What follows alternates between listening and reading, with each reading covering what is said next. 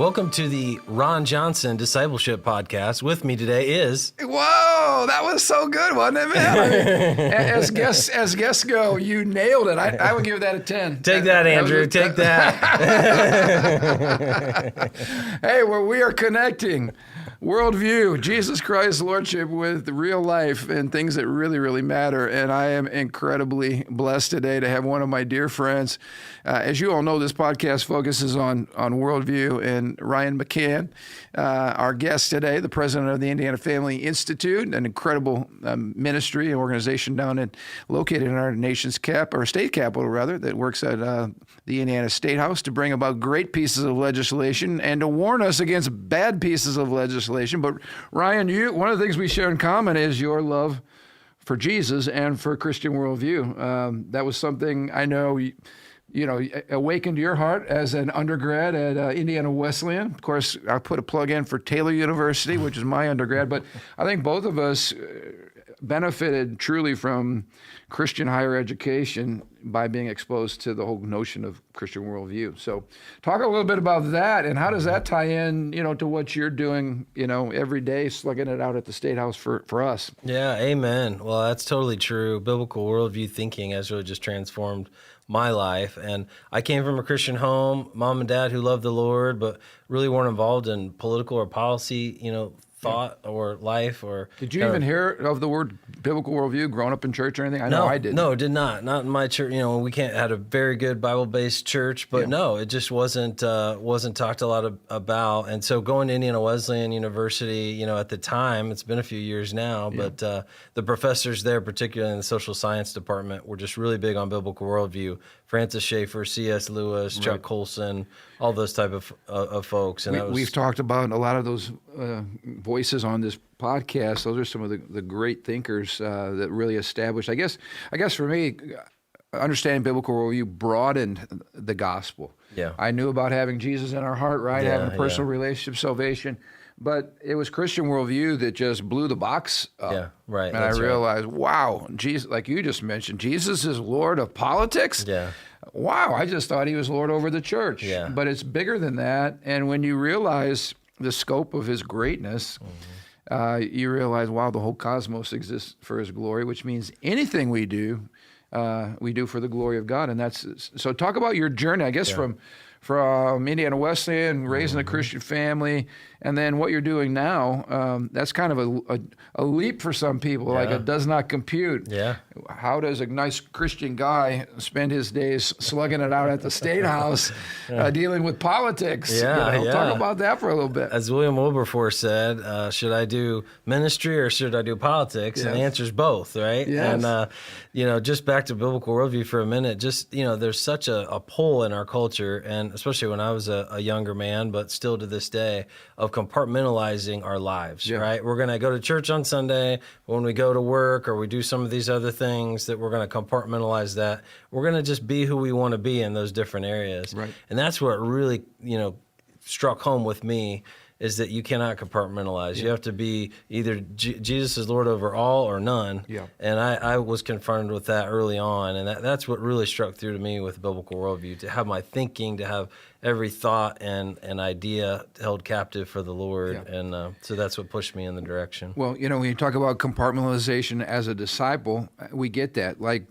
Jesus is Lord over all of my life. I can't just be a Sunday-only Christian. I think most people understand that.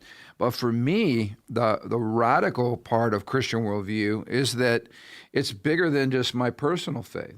I mean, because what we're saying is you cannot compartmentalize Jesus just to the church or just to politics or government or to education. In fact, Jesus is Lord over every institution that exists. That's right. That is radical. That's right, absolutely. And when you connect those dots, especially in the public arena, that's where I think people start to feel the greatness of Jesus, because it's like, wait a minute, are you trying to say Jesus belongs here? Yeah. And you run into that, I'm sure, a lot at the State House, but that's exactly what he's saying. Oh, yeah. He belongs everywhere. And as you know, when you give yourself over to the Lord in every area, that's when the fun really begins. Yeah.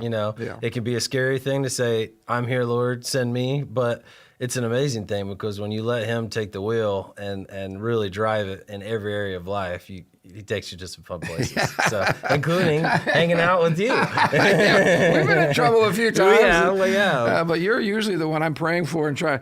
Yeah. In fact, our little joke back and forth is I call my buddy here Wilberforce after William Wilberforce, because you bring up a very good point. You know, Wilberforce, of course, carried the burden of seeing the slave trade ending in Great Britain and the world for that matter, but certainly in his country.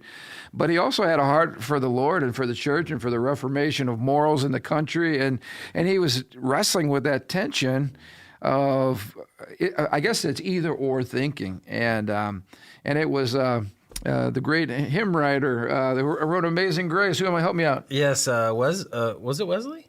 Not Wesley. It was, who's in the... Newton. Newton, that's Newton. right, yeah. Come on, man. Yeah, sorry.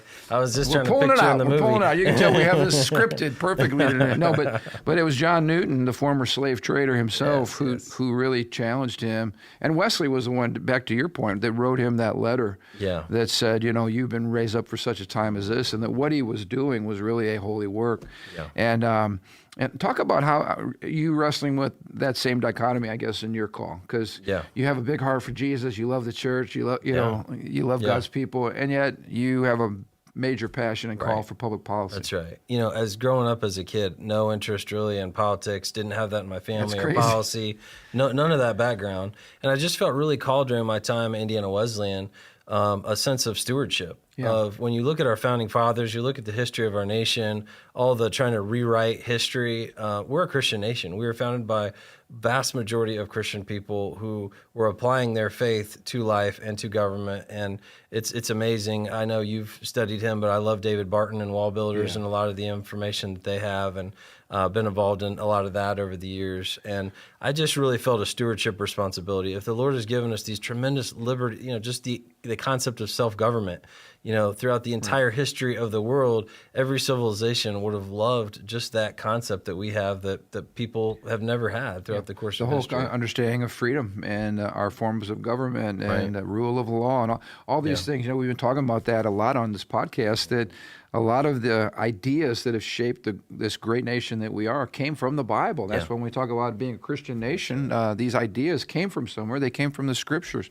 And so you're seeing all this. I know your heart's moved. You were a product of public school. I was too. And when I first went to a Christian university and realized that all the subjects we studied had some tie in a Christian worldview or in the Word of God, I felt gypped, especially as it relates to history. I kept thinking, how come I never learned this before? In my government class. It had been sanitized from the gospel. That's right. And there's this feeling of I have a mission to uncover and to reestablish these truths in the minds of young people in our church and nation today. So you were feeling a little bit of that? Yeah, absolutely. History is so much fun when you actually get the full history. When you just get a government sanitized version that doesn't have the fun stuff in it, the interesting things from somebody who's a believer, then it really takes all the good stuff out. No wonder, nobody wants the supernatural nature of our founding, for instance. There's all kinds of providential, miraculous acts. I mean, America is a miracle. Yeah, absolutely. And like you said, that's what makes it exciting. And when it gets sanitized, it loses something. It becomes boring. That's right. Names and dates and facts. But anyway, when I was at Indiana Wesleyan, I had a great professor who's since passed away named Dr. Glenn Martin, and he tried to, as he called, reinterpret history biblically. And he basically look through world events and pair them with how God was moving in the world and make those connections. And that was really transformative to me, to think of history. It's not a secularized, scrubbed. That's not the way it works. God and the human events are working in concert together, and He is sovereign over all of it, and we get to participate in it. So that was exciting to me, and to think, how could I, in my time and place in which I was born, serve the Lord? And He's always just given me these passions for government. How I kind of picture it in my mind is history and government is sort of like a conveyor belt that is pushing people down a certain way. And in some cultures and parts of the world, that conveyor belt is pushing people in a wrong direction. And for a lot of our country, we've been pushing people in a good direction, and that's shifted. And so trying to get government and those institutions back on pointing people to the good life and to truth and to good things that will help them, whether they're believers or not.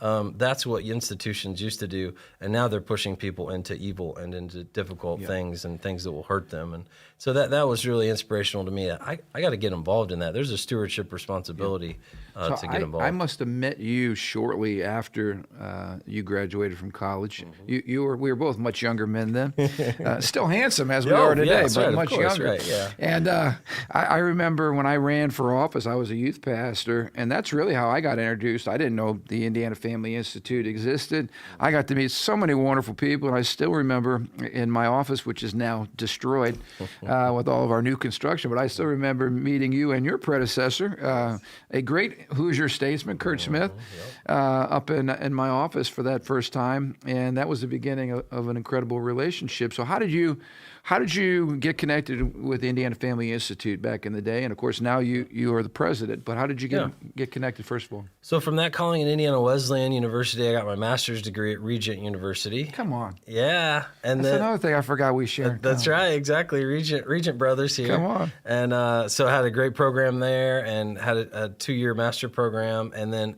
finishing that up, I needed to do a professional project. So I did some research for the Indiana Family Institute through that. Oh, wow. And it just, in God's timing, Kurt Smith, now our board chairman, then president of the organization, needed staff, and he brought me on, and we've been a band of brothers ever since. And then I took over the organization in 2019 when he semi-retired, but he's still very involved and chairman of my board. And phenomenal man, one of my favorite people, and I know yours too. But talk a little bit. Of course, we're capturing this podcast on the occasion of Ryan's being here tonight to speak to our Public Square ministry. It's at the middle of the session, at legislative session. The bills have flip-flopped houses or chambers, and talk a little bit about what you're doing down there, what your normal day is like, and then maybe highlight for us some of the important pieces of legislation. I guess not so much the bills and the numbers and all that, which people can get overwhelmed with, but what are the issues that we're having to fight now at a state level? Sure, understood. So a daily, a look into the life down at the State House. So first of all, a lot of people forget there even is a state legislature, right? They think everything happens in D.C. And and we're up here in the northwest corner. We're 2.5 hours from the State House, and we get Chicago news. So I mean, that's the problem we have. Right, absolutely. Is what's even going on down at the State House. It happens all the time over the years. Ask our folks, who's your state rep? Who's your state senator? Oh, is it Todd Young or Mike Braun? No, that's in D.C. So you have a state legislature who is supposed to serve you down at the Indiana State House. And really, when you look at the Founding Fathers and federalism, those local areas of government, local and state, are closer to the people. And there's a lot that we can do of things that we're seeing problems in culture. And really, more and more of that is shifting back to the states. Even if you look at Roe versus Wade being overturned and other things. During the Trump administration, all the liberals wanted federalism all of a sudden, right? They discovered it and wanted, local communities to make these decisions instead of the federal government. And it's kind of ironic there. And so there's more and more of a need for a group like the Indiana Family Institute to be down at the State House and to stand for faith, family, and freedom values. I always tell our people, you guys are like missionaries to unreached people groups. When you get into the realm of politics, there's there's some really good people who know the Lord, but then you got some really, dark people who don't know God from a hole in the ground. And your presence at the State House, building relationships, talking about ideas that matter, crafting policy initiatives is critical. So I like to tell pastors and churches, don't forget, the valuable role that you guys play for us as literally missionaries, bringing the light of the gospel to sometimes a very dark place. Yeah. So a lot of people don't realize when they send their state senator or state house member, they elect them and send them to the legislature, they just expect, oh, we have a majority Republican leadership there, they're going to do really conservative things. And that doesn't always happen, does it, right? it's one thing to get elected, it's another to pass a bill into law. And once again, the genius of the founding fathers, it's much harder to pass a bill than it is to kill a bill. And so when you are the majority party in control, it's hard. It's hard to pass those things. And so that's where we come in. Over 1,000 bills get introduced in the legislature every year. That's stunning right there. So you guys have to wade through and committee chairs and all that. And they wade through all that legislation and then figure out what's going to be the priority. Absolutely. In a very short period of time. In a long session like this one, we're a 2-year budget cycle. So this year, it's January through the end of April. They have to have everything done. And that's, all the way through one house and then over to the other. So a ton has to go into that. And just for a legislator, just being able to read the bills and understand them is just a monumental task. And so groups like Indiana Family Institute are so helpful in that we can have areas of expertise that we could focus on, like free speech and religious liberty and family issues. Yeah. We can educate legislators on how these bills work. We even put together a lot of language for legislators and educate them, give them the information they need to be successful as they talk about the issues, get experts down to the State House to testify on the issues, to help their colleagues on the committees understand the issues and be able to vote in an educated manner and work the bills all the way through the process. It's a long, difficult process. Just today, I was texting and calling with people on a few of our bills, trying to help with strategy to try to keep them moving. So it's a big process. Obviously, too, you guys communicate with your constituents all across the state, people who care about family and marriage and life and all these issues you just talked about. And sometimes you sound the alarm, like, hey, please call. Here's the number. And, we do that here at the church. When we get educated largely by you and others, good folks on the state level, and then we've got some folks that educate us on the federal level. And when we need to sound the alarm, that's exactly what we do. So thank you for helping us be aware of those types of pieces of legislation that are dangerous or something that is really going to be great. I know we worked together, largely you. I say me, I showed up for a steak dinner, but on the RFRA legislation that passed and partner on various bills like that are of really importance, significance. So what would you say, if you had to talk about 2 or 3 of the major issues that seem to be on the radar at the State House? Of course, it is a budget year. So there's always the money and where that's going. But what about on the social issues? What are you seeing? What are the biggest, I guess, flashpoints? Mm-hmm. There's a lot of good bills moving this session, which is great. I think our biggest one is something we're calling the Help Not Harm bill. So that's help, don't harm kids with gender identity issues. And a lot of people don't realize Riley Children's Hospital, they do puberty blocking drugs, they do cross-sex hormones, they refer and encourage surgery as well. So just to put a pause here, I was absolutely stunned at that all this was happening in a state like Indiana with a super majority of conservatives, a Republican Party with a super majority, not even close. Mm-hmm.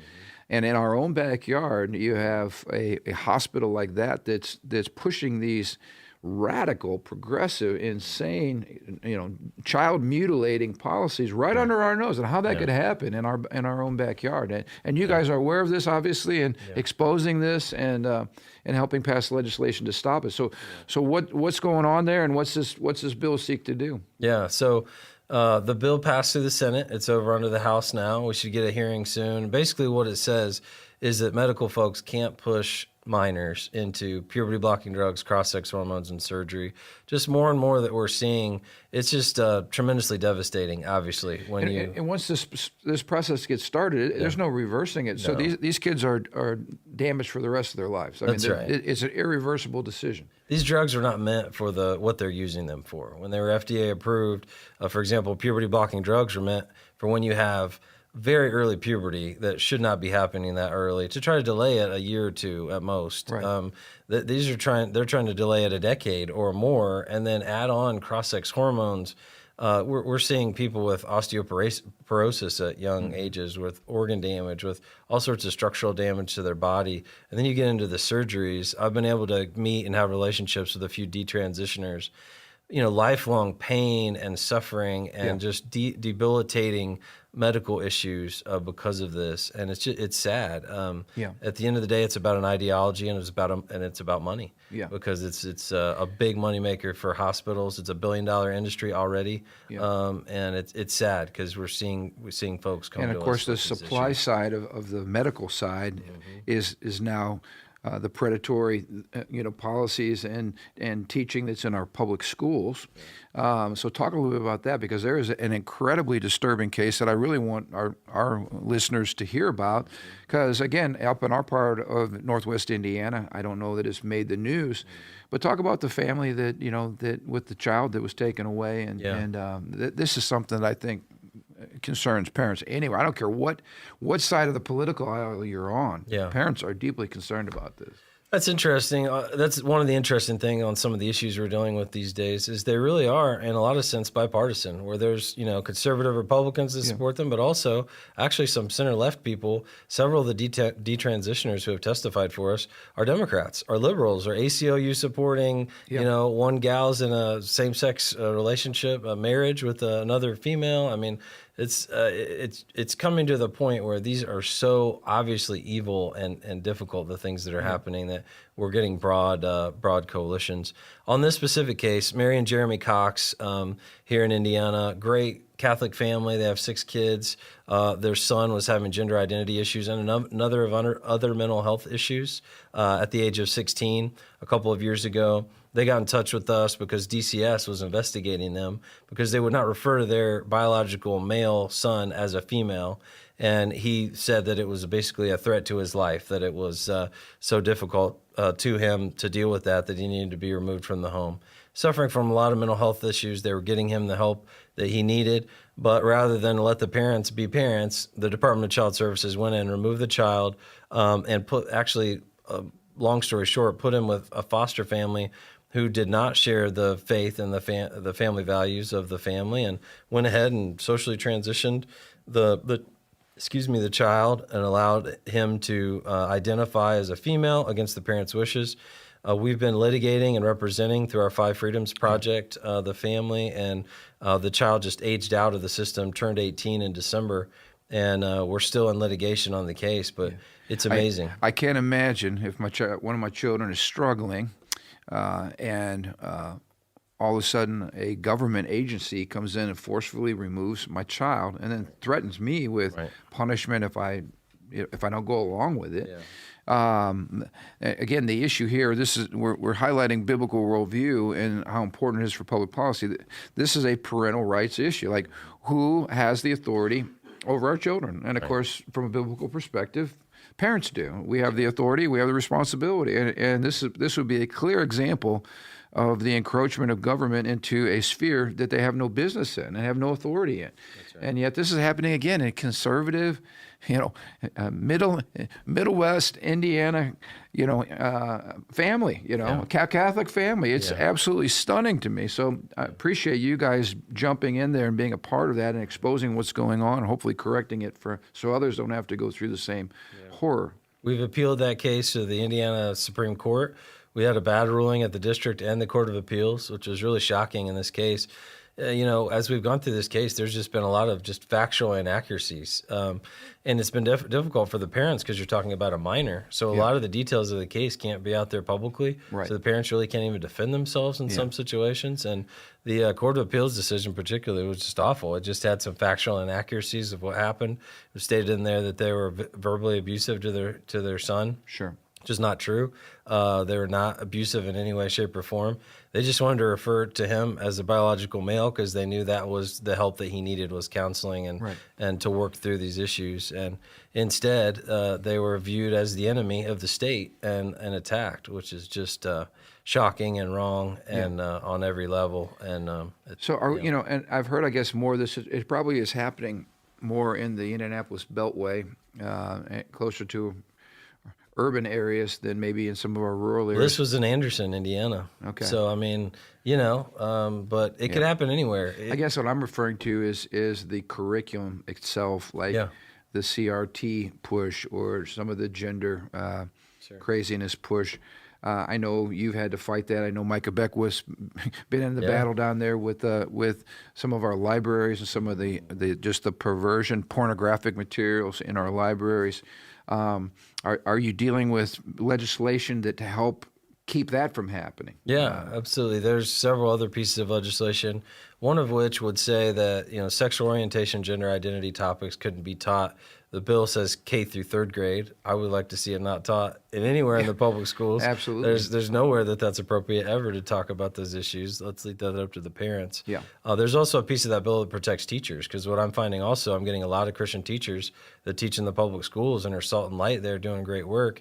They're being pushed out of the industry because the administrations just will not allow them to live out their faith. Particularly, they want to force them to use the pronouns and encourage kids to socially transition and all these things, hide things from their parents and not tell them when kids are struggling with this stuff at school. It's just crazy, some of the stuff we're dealing with. And it's not just in urban areas. It's all over the place. Sometimes it'll be in the suburbs. Sometimes it only takes like one activist teacher really in a community or an administrator or others, to cause serious problems. And so we're seeing a patchwork all over the place where we're trying to help both parents and students, also good Christian teachers, also school board members and administrators sometimes. Sometimes it's a school board that just doesn't know what to do. They want to do the right thing. They don't know what to do. So we're trying to help them with policies. Yeah. And I know a lot of school board folks or administrators in the school systems, they're always afraid of the litigation and the negative attention and all that kind of thing. And again, who wants to be sued and who wants negative press? But at some point, people have to stand up and they've got to say no. And I think parents have had enough. I know I saw in the New York school system something like 1 million parents have removed their children, or 1 million students have been removed from New York school system, which is crazy. I mean, I really believe if public education doesn't get this right, and then we should be demanding for school choice initiatives where our kids can go in the educational setting that we feel most comfortable with. I think public education needs to really wake up and smell the coffee, because there's going to be a mass exodus. And again, it's going to be no fault but their own. No one's here saying, anti-public school. That's certainly not our stance at all. But if they don't start listening, if they're tone deaf to parents, and this stuff can happen in a school system, who wants to subject their kid to an environment where their child could be ripped out of their home? Right. I mean, that's just that is probably the worst case scenario that a parent could possibly imagine happening, and they're just not going to put up with it. We in our building here, we have 2 homeschool co-ops, over 200 kids that meet every single week. They met all through COVID. We had no problems, and they thanked me over and over again for creating an atmosphere where kids actually felt normal, and their educational processes would not be disturbed, and parents could be involved in all of that. So I hope it creates, somewhat of an awakening among our public schools. Although when you look at the state teachers union again, these folks are promoting some of the most wicked and perverted stuff. Every year we deal with them. Right. Yeah, they are one of the biggest problems with public education. Oh yeah, I know so many teachers that the just like so many associations, the State Teachers Association doesn't represent them. Right.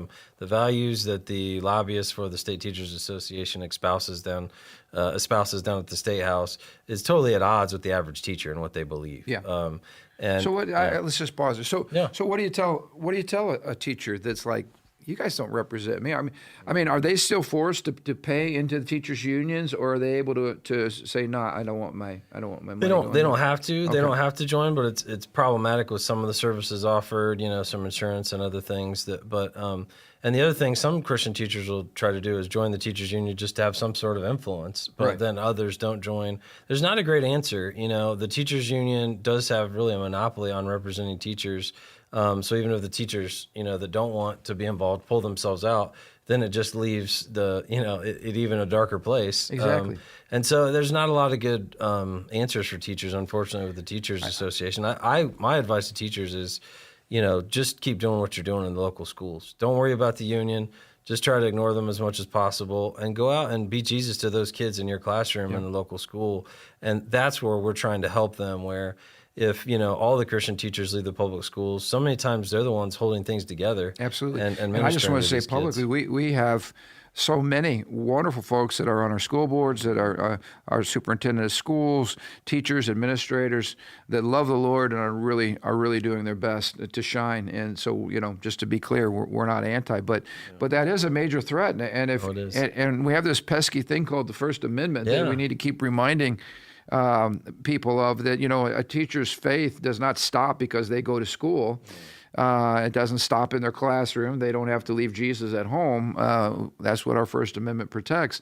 I just want to say this too. We have a lot of Christian business owners who are members of local chambers of commerce, and you and I both watched the metamorphosis of the chamber. Yeah. From a relatively conservative, at least fiscally conservative, it used to be socially conservative, to where now the chamber is supporting all kinds of horrific things. Absolutely. They're no longer our friends. That's right. No, that's right. I think we're seeing a fundamental shift in our country where the institutions, where some of which we could rely on in the past, name a major institution now that we can trust. Yeah, exactly. And I think we're seeing a major shift in politics. We're seeing a major shift just in culture and those sorts of issues and areas. And I think I have hope long term that we can shift some of those things and either remake some other institutions that compete or take back some of those institutions. But I see a major shift with the average person out in the community saying, wow, all these institutions are failing. There's a certain arrogance with some of the people that run these institutions. Yeah. They feel that they're better than a lot of the average people out there just trying to raise kids and families. And there's a major split in the country in those areas, and that's coming to a head. I think we saw that with some of the discussions and arguments and even policy decisions in the Trump administration between those two groups. And I think we continue to see it play out. And it's important for the future of the country, even though I think the vast majority of people would believe in the common sense things we're talking about here today. There are a small group of folks, really, when you look at it, that control these institutions that are creating major problems for our country. Yeah, it is the echo chamber. I think a lot of local politicians are saying, hey, guys, we're out of touch with average America. And the problem is we've lost, it gets back to biblical worldview, which is what we're talking about right here. When the church started believing that Jesus just belonged in the four walls of the church, we started pulling out of education, we started pulling out of the media, journalism, our universities and colleges. You name it. Every mind-shaping institution. And now we find ourselves, corporate America's gone woke, the media's gone woke, most of our politicians are out of touch, most of our public anything has gone woke. And it seems like we're outnumbered and everybody's, doesn't believe like us. But that's just not true. That's not true. No. We just don't have the megaphones, but we're starting to get those megaphones. That's right. And I think part of what biblical worldview says is don't retreat, run into the battle. That's right. And be faithful and take ground and be a good steward and occupy until Jesus comes. Amen. And that to me is where our hope lies. Amen. So I guess I want to, and just in the few minutes we have left, if you had a megaphone here, which you do, a microphone to speak to just Christians who are watching, as it relates to what you do, and it's important, and what advice you would give them, share your heart a little bit with just believers, and in this day and age, what you're seeing, you're right on the front lines of the battle. So. The bullets are flying, the bombs are exploding all around, and if anybody knows what's going on and where the battles are being fought, you do. So share your heart with parents, and then I want to ask you one final question. I'm saving the hard one for the end. Absolutely, that's good. Well, I would say just take courage. I think a lot of what we see in social media and media and other things that we read and see are fake, are make-believe, are not the real story. They're designed to make us feel like we're alone and isolated and can do nothing. The common sense is still alive and well in America. It's just with the average mom and dad raising their kids, just trying to live their life, not running the corporation or running the institution or running the, making the decisions at the, Channel 6 News or whatever. So I would say, number one, take courage. One of the things that I think is most effective that we do at IFI these days is just come alongside regular people, regular Christians who represent the majority of Indiana, and just come alongside them and say, you can do this. You can live out your faith and culture. You don't have to hide. We still have liberty and freedom in America. Things are going in a bad direction, but there's still plenty that you can do. And so that's what we try to do with all of our programs, whether it's our leadership series, our Daniel Initiative, or the different things that we do, our Five Freedoms Project, representing people.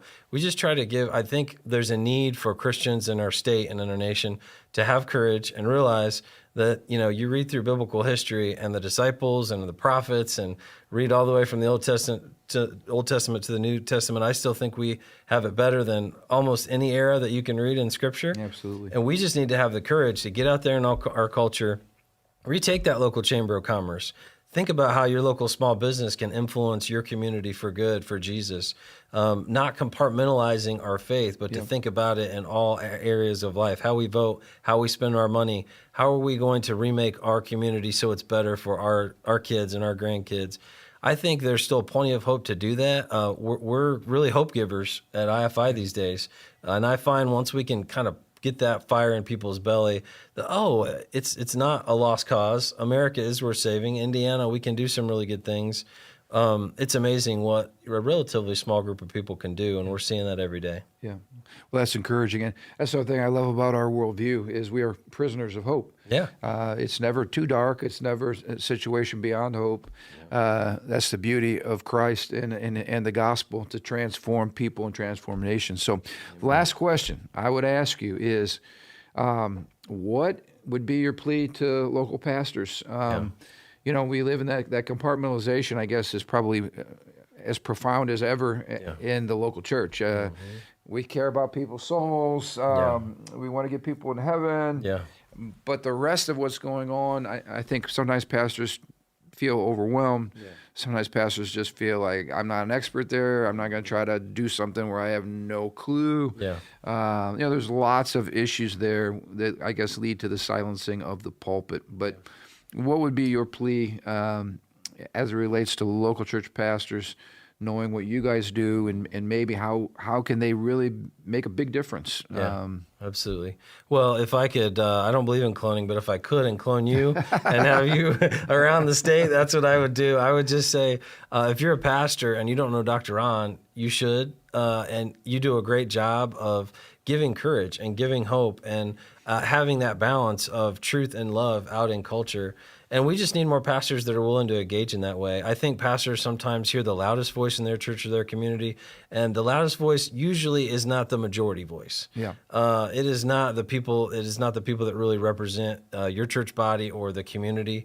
The loudest voice oftentimes is not represent that at all. And so I would just say courage. I would say you don't have to be a policy expert like me or a lobbyist or anyone like that.